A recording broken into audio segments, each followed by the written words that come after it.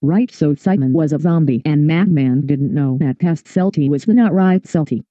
But he took her back home anyway. At her house, Shine was cooking dinner because he thought she was out on a job because she has a job riding motorbikes around town kidnapping people from other people who they were with. Celty works as a pimp, right? So anyway, he made dinner and Celty was there and she was confused as fuck but couldn't remember the previous chapter because she didn't save ahead, and so she just rolled with it. The dinner was quite nice, but she had never heard of the food he had cooked before because she came from the past and the food hadn't been invented yet. She thought it was delicious despite not having an orifice in order to actually consume the food. So she was well impressed and he had actually planned to propose to Celty that night, which is why the food was so good because he got Black Guy Sushi Zombie Man's help to make it better. Unfortunately, Black Guy Sushi Zombie Man took a bite out of Shine because he was a zombie and that's how Resident Evil works. So Shine was going to turn into a zombie too.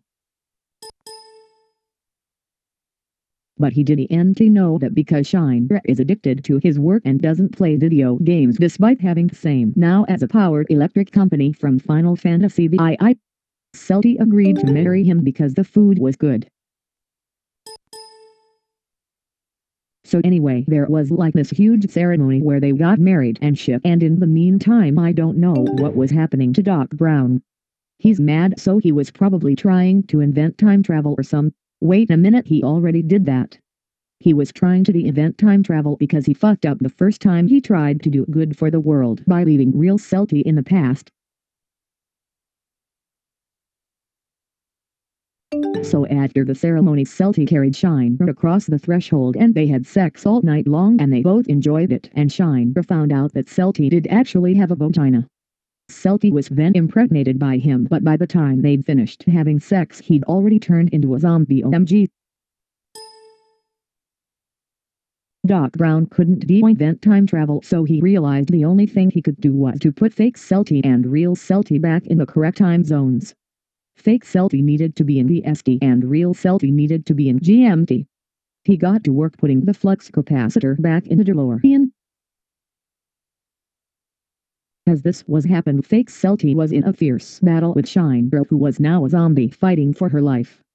As she started to win, zombie Shine realized that she didn't have a fucking head, and so she doesn't have any brains, so he didn't give a shit about her and filed for divorce.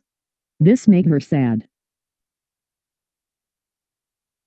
She sought out the doc and asked the doc to take her back home, so he was like okay and grabbed Einstein.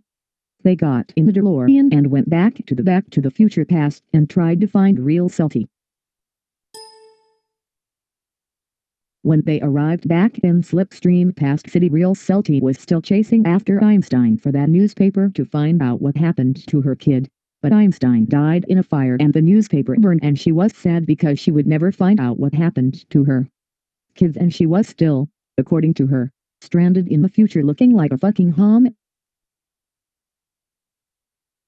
Then all of a sudden WOOOOOOOSH flames of blazing fire swirled around as the doc and fake Celty arrived back in the past, and the doc kicked fake Celty out and took real Celty, and then Einstein barked because he needed a line in the script in order to appear in the film to get paid.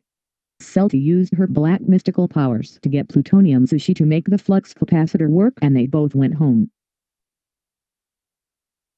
Everything to the doc and Celty seemed okay for now.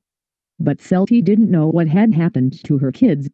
She tried to ask the doc what had happened, but the doc had had such a dark experience with time travel he wouldn't tell her anything in case he fucked up the timeline some more. Although he didn't know that past Celty now knew about the future and was pregnant with a zombie child.